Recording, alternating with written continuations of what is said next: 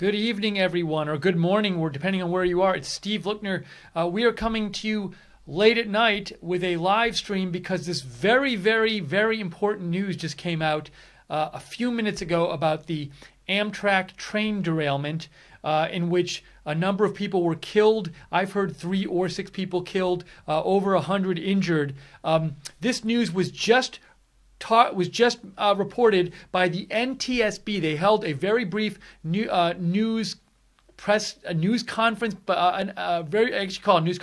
a few minutes ago. And the NTSB announced that the derailed Amtrak train was traveling at 80 miles an hour in a 30-mile-an-hour zone when it crashed. Again, the Amtrak train that derailed in Washington was traveling 80 miles an hour in a 30-mile-an-hour zone. This is from the NTSB. And here's, let me just fix this for you real quick. So there's not much more information they had on this. So here's the AP story. And just to echo what we just said, federal investigators say the Amtrak train that derailed south of Seattle was traveling at 80 miles an hour in a 30-mile-an-hour zone. Bella Din-Zar, an NTSB board member, said at a Monday night news conference that information from the event data recorder in the rear locomotive provided information about the train's speed. So there was a data recorder in the rear of the train that told investigators how fast the train was going when it crashed, and it said it was the recorder said it was going 80 miles an hour in a 30-mile-an-hour zone. Now Din-Zar also says it's not known what caused the train to derail, and it's too early to tell why it was going so fast. So they don't know yet why the train was going 80 miles an hour in a 30-mile-an-hour zone. They still say they don't know why the train derailed. So it's not clear yet that that's why it derailed. It would be a reasonable guess that this might have had something to do with it derailing if it was going 80 miles an hour in a 30-mile-an-hour zone. But no confirmation on why it derailed, no information from NTSB on why. They say they don't know yet why it was going so fast.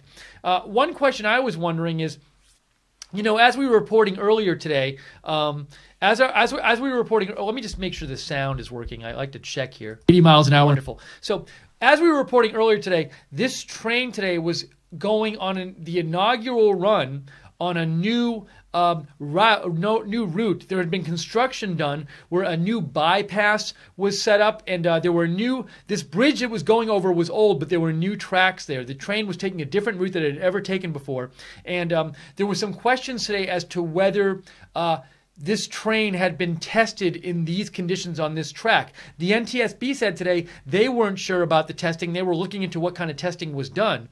But I was thinking, in addition to the testing of the train, did they test the crew? Had this crew that was running this train today, had they taken this train? Had they been on this new route before? Because if they hadn't, one could imagine that they weren't familiar with all these stops, with all the different speed zones, the different speed limits at the different parts of the route.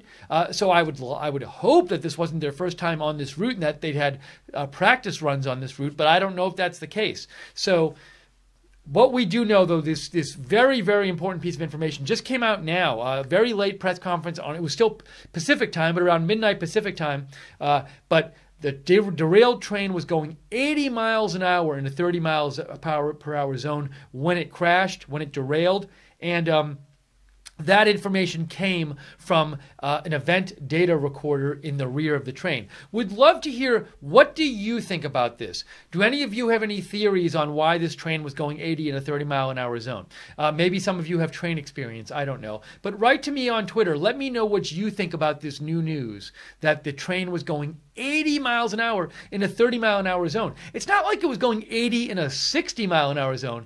It was going 80 miles an hour in a 30-mile-an-hour zone. That is just way over where it should be going, and it just seems crazy. So what do you think about this? I wonder if the 30-mile-an-hour zone had to do with a curve, because I've seen photos. I wonder if I can get a photo for you of that there was I believe if I remember the photos right, there was a curve before the train, before the bridge. see if I can find any overhead photos for you and just show you. Let's see here. I'm looking. Give me one more sec.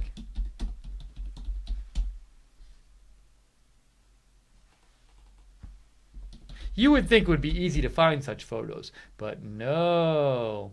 They're giving I'm getting all these photos from like a different accident. Anyways, I'll look for those in a little bit, but if you find one, give me a shout, because I know they're out there. But let me know what you think. Write to me on Twitter about this new news. Let me know what you think about this. Russian bot writes in, how does this happen? Surely they made a few runs before adding passengers. Please? Well, there are a lot of questions here about what kind of practice was done. An early question I had is, did they run this train at the normal speed on this route before today? Another question was, did they run this train at the normal speed with the kind of passengers and weight on the train that would be on it today? That's another question. Another question is, did they run the train at the normal speed with the normal passenger amount with the same crew that was going to be running the train today? Did they do that in advance? I don't know the answer to any of these questions. You could see, though, that if they didn't do one or more of these things, that might have contributed to the crash, given that it was a brand new route, that this was new rails. They had constructed a new route for this train to take, and today was the first official day of the train taking the route with passengers.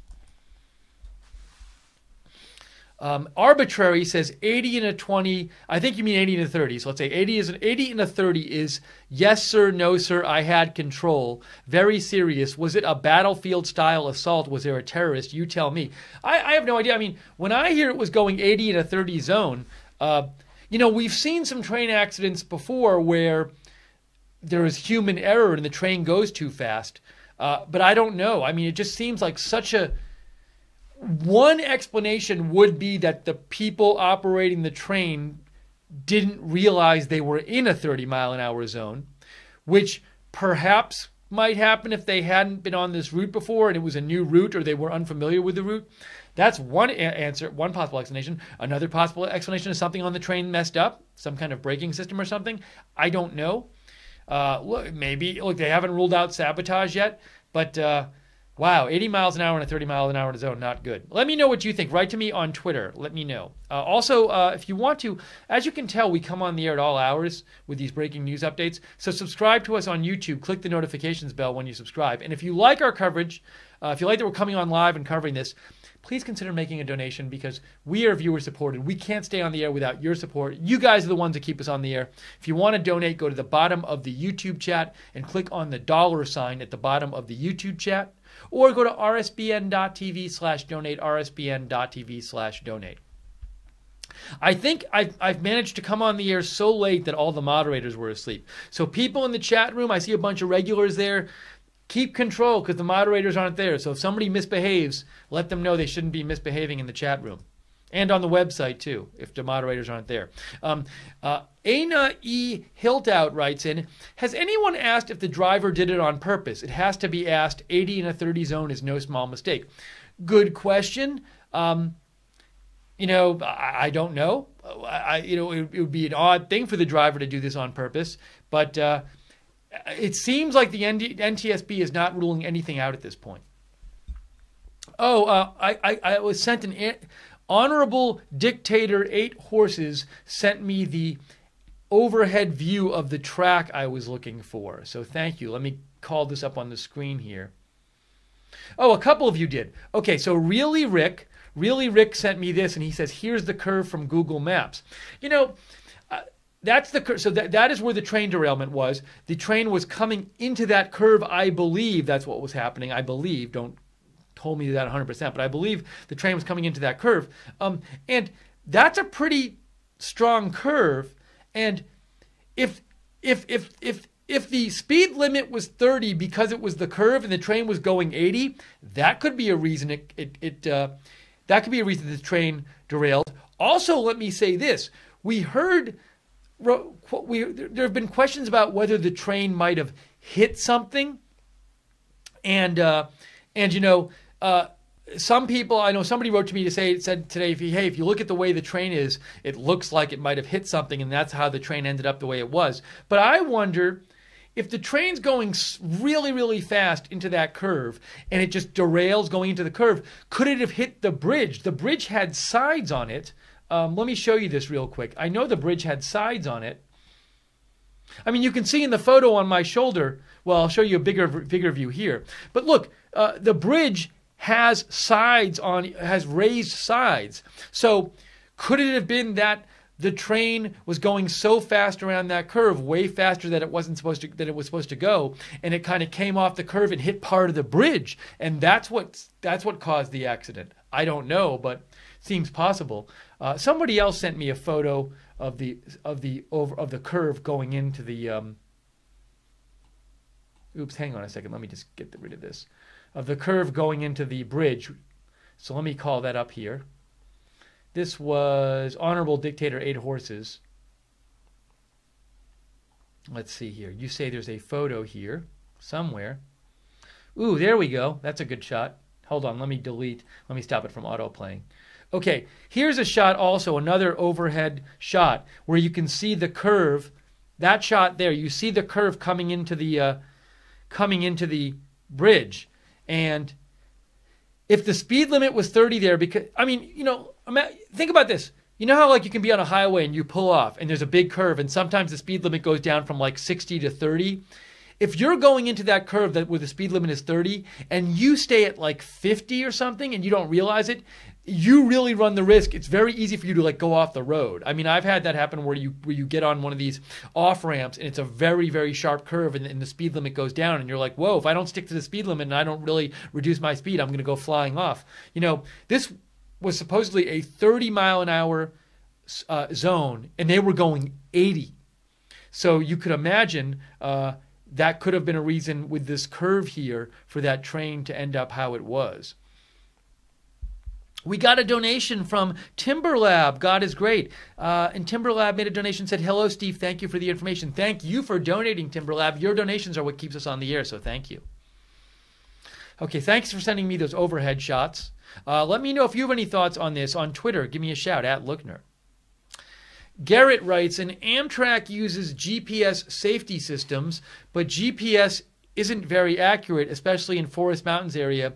GPS safety breaks in a curb. So just so you know, I have no idea whether there were any kind of safety systems in place and what they might have been. I don't believe there was a system in place in this area to slow down the train if it was going excessive speeds, but I'm not positive on that. But I really can't answer that. I can't speak to that because I'm not aware of whether there were not safety systems there. But I've seen reports that there wasn't this one system that's supposed to slow down a train that's going too fast. But I don't know if that system would have worked for 80 mile an hour speeds or if it's meant for higher speeds. I just don't know.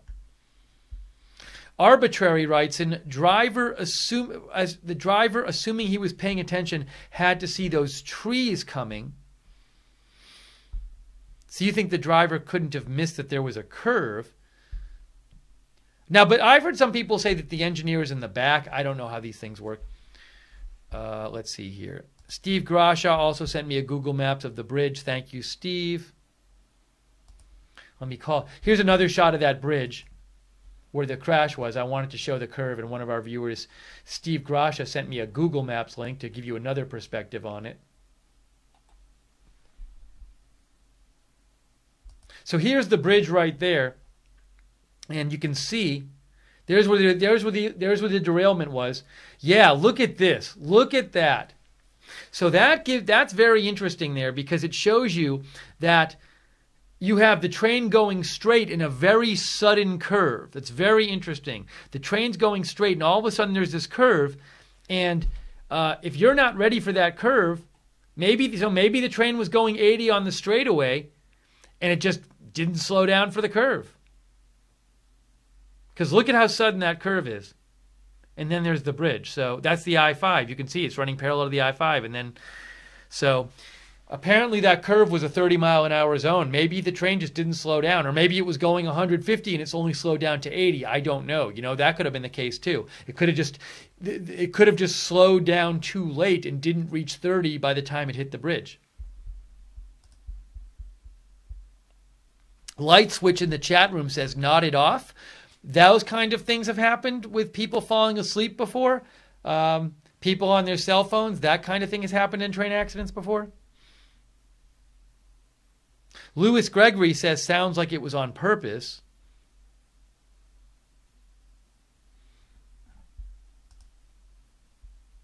Tom S. writes in, it seems to me a simple case of incompetence. I believe that one or two people not doing their job properly led to a horrific accident, like we have seen so many times before, 80 in a 30-mile-an-hour zone. Sorry, you say, I read that wrong.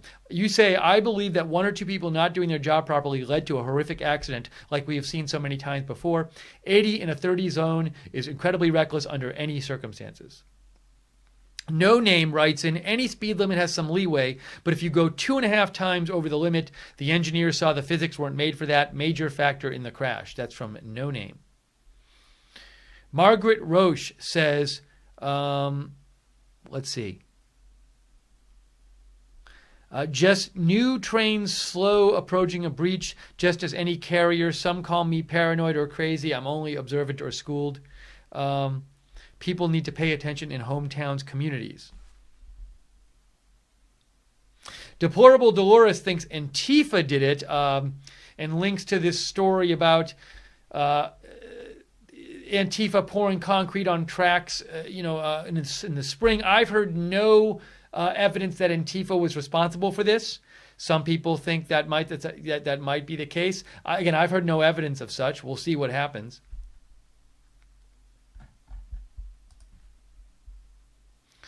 Arbitrary says, did you say the driver was new or the train was new? Neither. The route was new. This was a new route. They'd constructed a new route for this train to save some time. And it had not, this train had not gone over this bridge before. And there were new rail tracks on this bridge and in this area because this train was taking a new route it had never taken with passengers before. This was the first day it took that new route.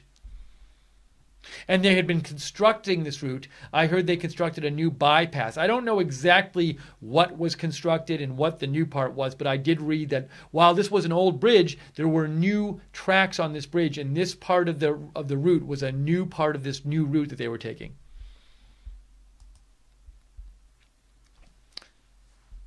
John says, I know 40-mile-an-hour curves. My car can't take them at 80. Go figure. A train route is not that complicated either.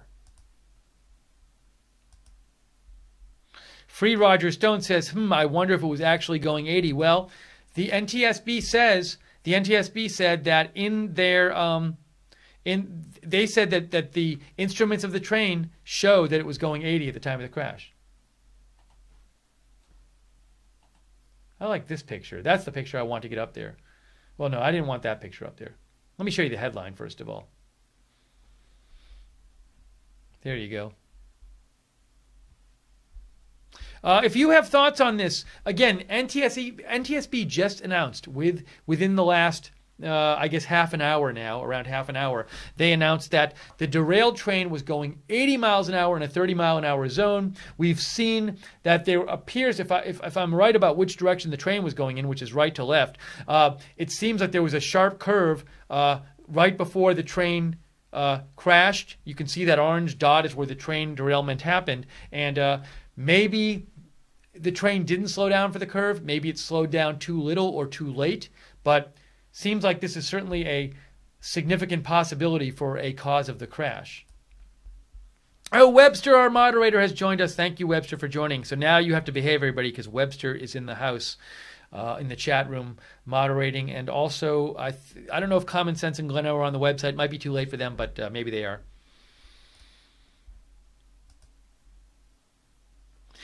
Russian Bot says, hard to see the train making the first part of the curve and derailing on the exit. So what you're saying is, well, sorry, here's the train. Maybe I didn't have that up on the screen before. I'm sorry. So what you're saying is you think if the train was going too fast, it would have come off the track earlier. I don't know enough about trains in this particular curve to say that. To say, could it, if it was going 80 in the 30 zone, would it have jumped off the track sooner than the bridge? I don't know. So we will see what the NTSB says. Really, Rick wants me to play the radio traffic from the train conductor, which I had heard, but I'm going to see. I can't play that video you sent me because that's a YouTube video, Rick. But let me see if I can find it real quick on Twitter. Somebody might have posted it publicly. Here we go. This is from ABC 22. They posted it. In case you haven't heard it, here's the audio from the dispatch audio after the Amtrak train derailed. We'll play it for you here.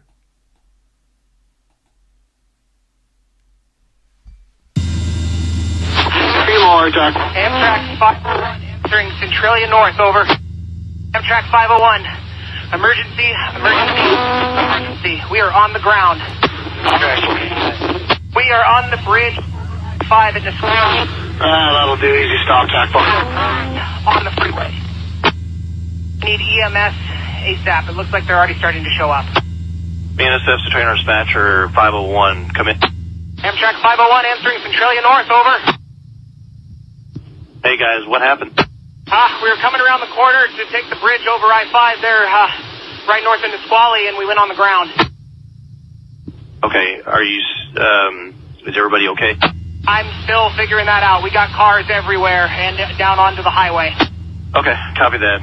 Engineer can comply with stop indication. Conductor, we can comply with a stop signal, over. Okay, thank you. Thank you. Amtrak 5. What milepost are you roughly at? If I can't reach you, I'll try to call you. Everybody's so calm in that audio. But I guess the engineer or the conductor isn't so calm, but at least he's calm under the circumstances. But I think the person taking the call, who's in like the control room or whatever, doesn't realize how bad it is because he's like, "Is everybody okay?" And when he said on the ground, I don't know if the person taking that call realized that the conductor meant we actually like fell off a 20-foot bridge onto the ground. I don't think he realized that. Just if you heard what the conductor or the engineer said, he said. The dispatch person said, like, what happened? He was just like, we were coming around the corner and then we were on the ground. So I guess they were taking that corner in, and he didn't really give much more detail than that. So I'm sure they're going to interview these people, like so much, and they probably have been talking to these people working on the train. The NTSB has, but we have not heard any more information from them, except on the cause of this, except that the train was going 80 miles an hour in a 30 mile an hour zone.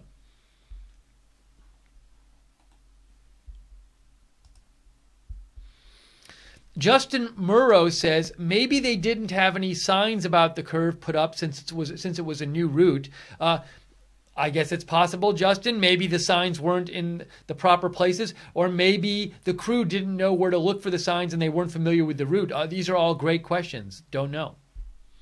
Raised on the Radio says massive lawsuit. Anyone close to this horrific disaster is going to sue the federal government for a lot of money. That reminds me of a tweet I sent out a little while ago. Raised on the Radio. Which was, let me show you here.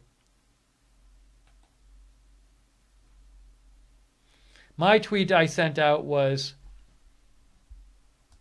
I'm guessing Amtrak and hence taxpayers will now get sued for $1 gajillion billion.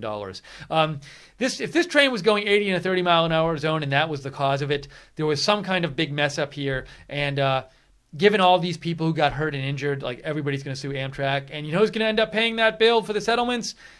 All of us, well, any of you watching, I was going to say you and me, but a lot of you might not be American taxpayers and you're watching in other countries. But if you are an American taxpayer, you will be paying for that probably.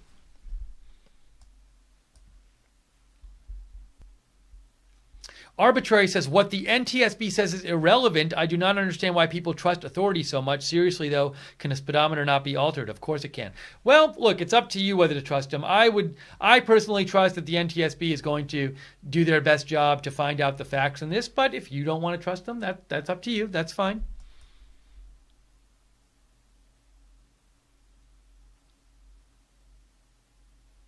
El Generico says the train appears to be going the other way if you look at the way the engine is facing. Well, all I can say is that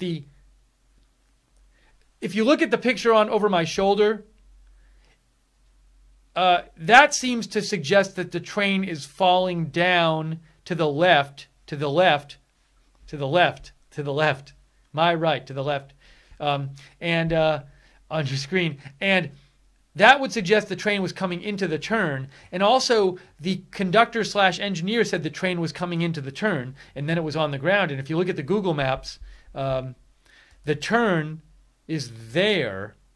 So that would suggest that the train was going in the direction of the cars that are falling off this way. The way the cars go downwards that way, that would suggest that's the way the train was traveling. That's at least my thought. Now, you seem to think it's different because you're saying the way the engine is facing. Oh, I see what you're saying. Hold on a second. Let me. You sent me a picture too. Let's look at your picture. I want to look at this. This is the picture El Generico sent us. Now, El Generico, we need an overhead shot because so you're saying there's an engine there, but that's facing the other way, away from the cars that fell off. So you're saying, could the cars have fallen off behind the engine? I see what you're saying because you're saying the engine. Now, I don't know if that engine is in the front or the back, by the way. For all I know, there's one of those in the back. Also, it would be good to have an overhead shot. Let me get an overhead shot because, the train was not in a single file line by the time it crashed. So I'm sorry, Generico. I see what you're saying now. But let me get on the screen an overhead shot. Maybe that'll help us a little better. I know I have them. Here we go. Here's my aerial view shot. That was posted by ABC News. Okay, let's look at this. See? Let's try to make sense of this. So, when you look at that, it's so odd because I can't really tell from that. He said we were coming around the curve and we were on the ground. Is it possible? So we're trying to figure out which way was coming around the curve. Was it coming around the curve from below or from the top? I don't know for a fact which way it was. Maybe some of you have thoughts on this. I guess what I meant, Russian bot, what I meant is, would they have a car that looks like, would they have a car, do the same cars go in the front and the back sometimes, and you can't tell just from looking at those two cars which way it's going? The same shaped cars. That's all I was saying. I wasn't saying the train was being pushed. I was saying, I honestly don't know how these trains work these days. But my point I was making is just that it's possible that the same type of car is used in the front and the back, and you can't just tell by looking at what the shape of that car is, which way the train was going.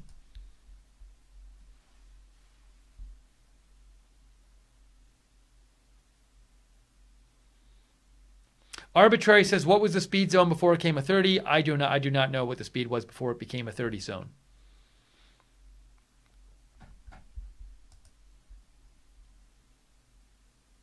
JC says, Steve, the train was being pushed, not pulled.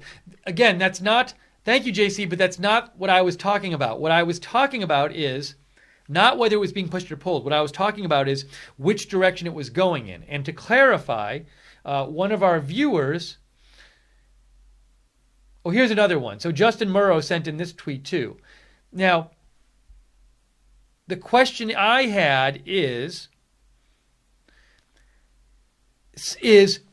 the car on the right looks like the car that's pulling the train. But my question is does the train have one of those type of cars on either end? And if it does, then we can't tell whether that's the front or the back. Mr. Bombi made a donation. Thank you, Mr. Bombi. That's very nice of you. We use your donations to stay on the air. We're a viewer-supported network. So if you do like our coverage, we love it when you make donations because that allows us to do more coverage and stay on the air longer. And your support is what keeps us in business. So if you want to donate to Right Side Broadcasting, go to the bottom of the YouTube chat like Mr. Bombi did, and you can click on the dollar sign there. Or go to rsbn.tv/donate, rsbn.tv/donate. Feel free to like and share this video too. Like it on YouTube, share it on Facebook. That really helps let people know that we're doing this coverage, so we appreciate that. And you can follow us on Twitter at RSB Network. You can follow me on Twitter at Lookner. I post about breaking news all the time. So, does anyone have any a conclusive confirmed report about which direction this train was going in? Because I don't. Free Roger Stone says police dispatchers are trained to keep very calm. That dispatcher was calm on that call.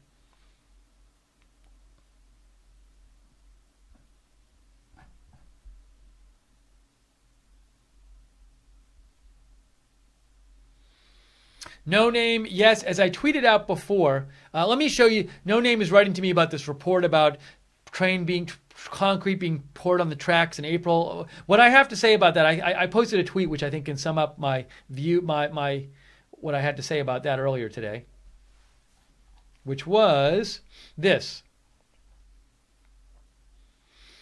I posted this, which was John Cardillo, and Mike Cernovich had posted something about this too, said shortly after the Amtrak derailment, an Antifa allied group deleted their webpage on which they bragged about obstructing train tracks with concrete in Olympia in the spring. And what I said is I've seen some posts like this from people speculating that Antifa or other or related organizations might have been involved with derailment, but no evidence is presented of that, assuming the authorities are looking into all the possibilities at this point.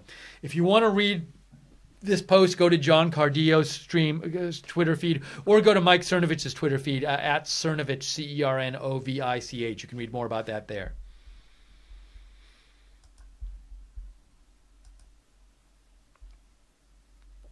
Russian bot says an engine can push/pull from either end. So you're saying that could be, that engine that we saw could have been in the back instead of the front. El Generico thinks that, hold on a second, let me get the picture up here. El Generico thinks that it was that the back of the train came off and we see the front still on the tracks. Oh, here we go. Honorable Dictator, 8 horses. This is interesting. Well, I was thinking this myself when I was looking at this. So, Honorable Dictator, 8 horses sent me this. Hold on.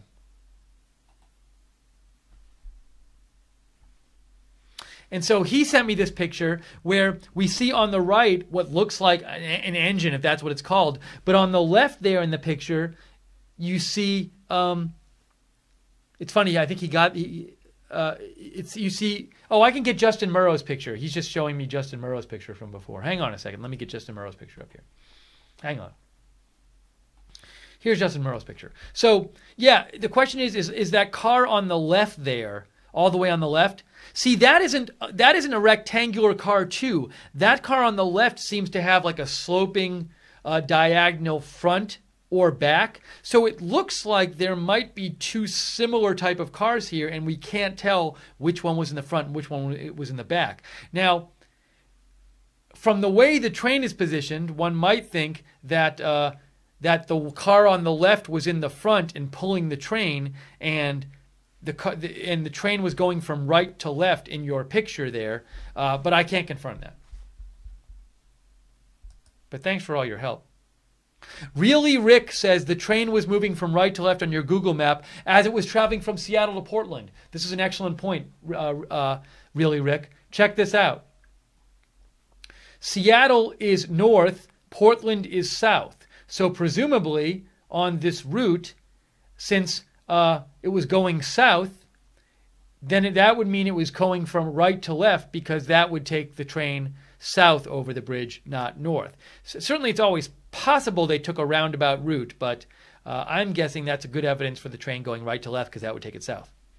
Thank you, really, Rick. Good point. Freddie says most passenger trains today are set up in a push-pull method. I did not know this. Hang on, let's look this up real quick. We're learning so much. Trains, push, pull.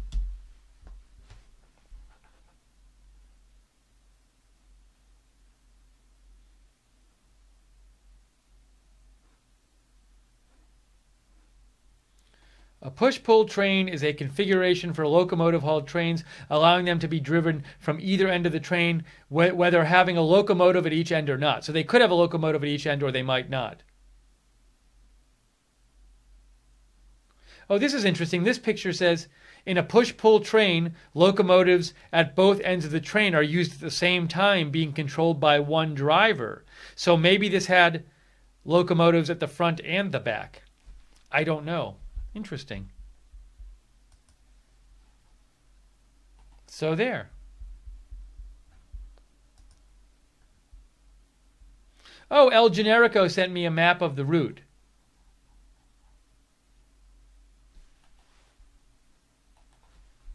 Courtesy of El Generico, here's the route, which seems to suggest the train was going from right to left. DuPont is where the train crash was. That's at the bottom there.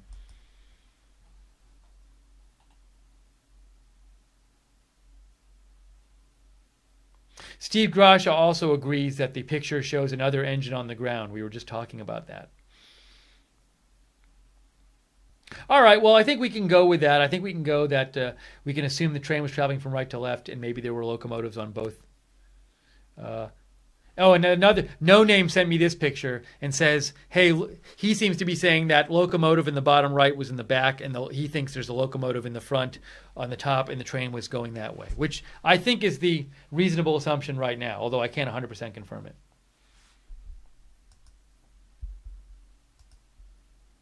And hey, JC, by the way, thanks for joining us, JC. Wait, so JC messaged me, but JC isn't in the chat room. JC, you're being very mysterious. He's one of our moderators usually. Right now, Webster is in control, moderating the chat. Thank you, Webster. Okay, Mark Serenides says, earlier today, Fox News reported that the train had an engine in the front and in the back. That's according to Mark Serenides, our viewer. He said he heard on Fox that it was in the front and the back. There were two engines. All right, we're going to be on a few more minutes here. Let me know if you have any theories. Again, we're covering this news that the train was going 80 miles an hour in a 30-mile-an-hour zone when it came around that curve. And that just came out tonight. The NTSB revealed that. We don't know why the train was going that fast. They haven't confirmed that was the cause of the crash, or you'd have to think that very well might be the cause of the crash. So what do you think about all this? Why do you think that train was going so fast? Let me know. Also, subscribe to us on YouTube if you want to know when we're coming on the air with these breaking news videos, and click the notifications bell so you get a notification. And you can follow me on Twitter if you'd like it, at Lookner. I post about breaking news at all hours.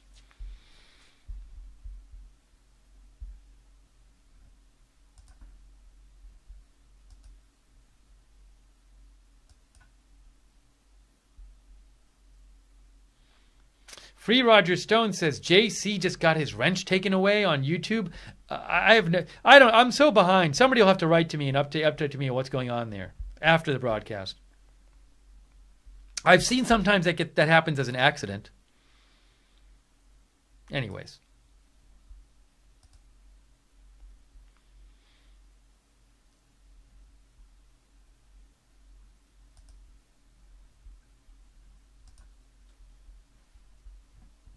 Oh, you know what I forgot to do? I wanted to do a real quick check because we've been talking so much here. I just wanted to make sure no news came out in the last few minutes about this train.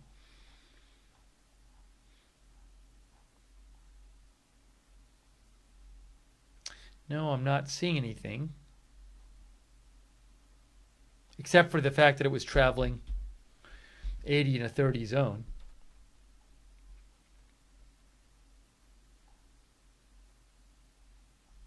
I assume we'll probably hear some more stuff tomorrow about this. Hopefully, new news. But why would the train be traveling 80 in a 30 zone? Was it operator error? Were they unfamiliar with the route? Did somebody fall asleep? Was there some kind of mechanical malfunction? Who knows right now why this happened?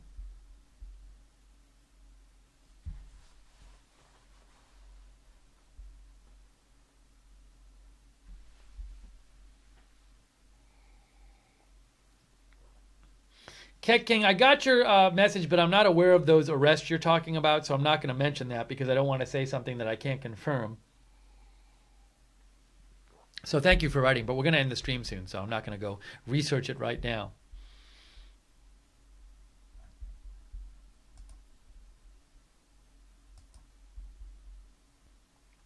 Oh, I see here. This is a nice shot that Mr. Quick sent me. Thank you, Mr. Quick. Hang on a second while I show you what Mr. Quick sent me. This is that locomotive on the ground, we think. So that's that. Oops, that's that car on the ground there, which I guess might be a locomotive. So there might have been a locomotive on both, pushing and pulling on either end of that train. But that's the one on the ground there. So we're thinking that that's the front of the train. The conductor also said we're on the ground, or the engineer, when they called in, said we're on the ground, which would suggest that. But we don't know where he was in the train. Anyway, anyways, we're not talking about that anymore. We're done with that. Russian bot says there's no engine or caboose. They work in tandem. And by caboose, you say brake car. By the way, is that what a caboose did? I remember. A caboose is a manned North American railroad car coupled at the end of a freight train, providing shelter for crew at the end of the train, and to keep and do it. They do a few different things there, but anyways. All right, I think in a minute we're going to wrap this up. So last call for comments. If you have comments about this news that the derailed train was going 80 miles an hour in a 30 mile an hour zone, give me a shout on Twitter at Lookner at Lookner. Ooh, I forgot my email, but nobody emailed me. Oh, wait, no. John Wallach emailed me, and John Wallach says, I know 40 mile an hour curves that my car can't make it 80. Go figure. JMW Seattle. Thank you, John. Yeah, I've been on curves where I'm going like 60 or 65, and the speed limit of the curve is like 40 or something, and if I don't go down to even 40, the car like will almost fly off the curve. So it doesn't take a lot to send a car or a moving object that goes from straight away into a curve, spinning out off the curve if you don't if it doesn't slow down.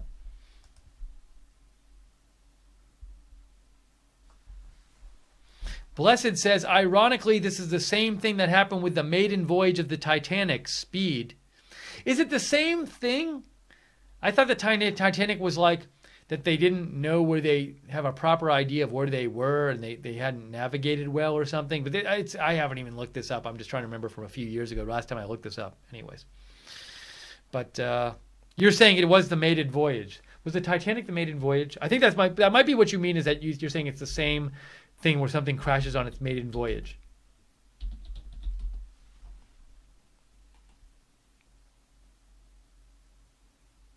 Yeah, so the Titanic was on its maiden voyage when it crashed. I see what you're saying, blessed. Freddie says both motors, front and back, can be controlled by a single engineer on the lead unit. There are 2 locomotives in that train set. Train speed limits are posted for both passenger and freight. No Name writes, Washington was probably trying to save money, avoiding safety meters, warning the driver of speed changes. It was probably left for the operator to figure it out on their own first time driving it. Honorable Dictator 8 Horses writes, seems strange to be traveling that fast. I wonder if trains have black boxes or something of that nature like they do on aircraft. Well, they do have data recorders, and that's how the NTSB got this information that it was going 80 when it crashed. They looked at the data recorder that was on the train. John Smith says, you watch, it'll come out that the engineer was high. Remember, pot is legal foolishly in Washington state. Now, I'm guessing it's not legal it's against the rules for the engineers to be doing it while they're running the train, but you're saying you think that that's what's going to end up happening. Free Roger Stone says, unfortunately, this crash will be forgotten by tomorrow. I don't think it'll be forgotten, but there is a quick news cycle. I know what you're saying, Free Roger Stone.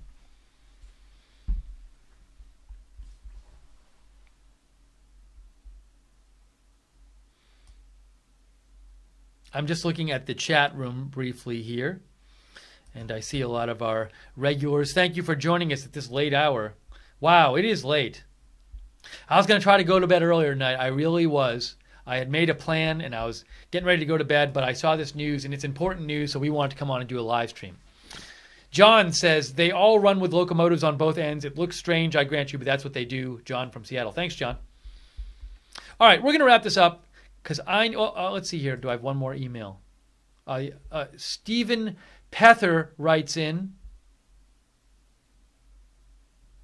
Oh, he sent me a similar picture to the one we showed before, which has we showed a picture like that before of the locomotive on the ground. Thank you, Stephen. Bailey Hockaday writes in, front of train is at the top left, heading southbound. Derailed through trees and onto highway, blue car on tracks is back of train. So you think, hang on a second here.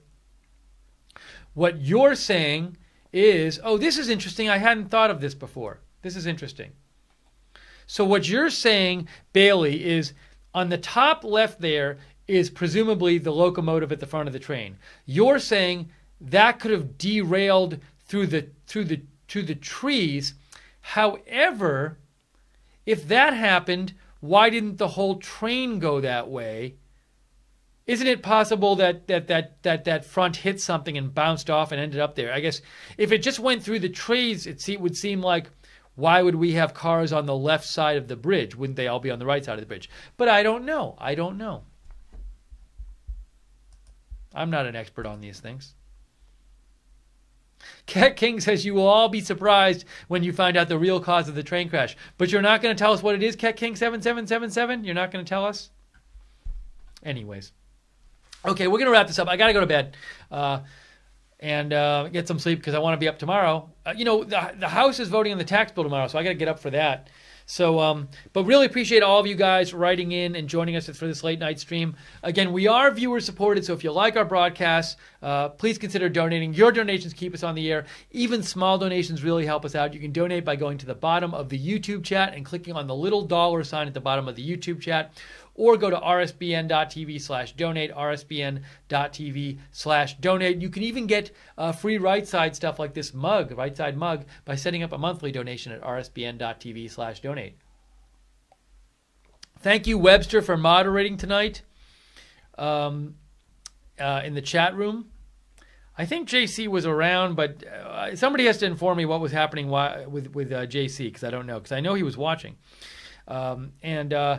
Common Sense and Gleno, if you were awake for this on the website, thank you. Thanks everybody who watched on Facebook as well. You can follow us on Facebook at Right Side Broadcasting. And subscribe to us on YouTube and click the notifications bell so you get notified when we do streams like this. Freddie writes in, all train crews fall under FRA rules. Drugs are a no-go for anyone that works on the railroad. Okay, so we're going to wrap this up. We'll have more. If I hear more about this later tonight, I'm still awake, I'll post it on my Twitter, @Lookner. You can follow me there. And tomorrow we'll have live coverage of the tax vote in the House and maybe even in the Senate. If there's new news on this train, we will have coverage of that. So, and I will be posting about it on Twitter. So for now, though, thanks everybody for joining us at such a late hour. Amazing, you're all up so late. JC, well, you're in the chat room. You say sorry. At least you're in the chat room, JC. Message me, JC. Let me know what's going on. Summer Sunrise says thanks, thank you. Larissa's Lighthouse, thank you. Elysia, thank you. Sherry, Keebler Elf, Light Switch, thank you, everyone. John Westmoreland, thank you. GTO Mama, thank you. Eternal Anglo, thank you. Julian, got Julian Phillips. Alan Matz is there. Freckles are sweet. April Hudson, William Butts. William Butts says it's early. It's not early, William. And no, my question about JC is why isn't he moderating? That was my question. I see he's here. I was just confused because I normally see him moderating. Now, but Webster's moderating, so thank you, Webster, for moderating everything. But I'm confused. Maybe somebody let me know. Anyways, have a great morning, night. I'm going to get some sleep so I can get up tomorrow and cover more stuff for you. But we really appreciate you joining us, and thank you for all of your input and sending me the photos and all of your analysis and everything like that. Thanks for helping us cover the news here at Right Side Broadcasting. For now, I am Steve Lookner. Have a great night/morning wherever you are, and we'll see you soon here at Right Side Broadcasting.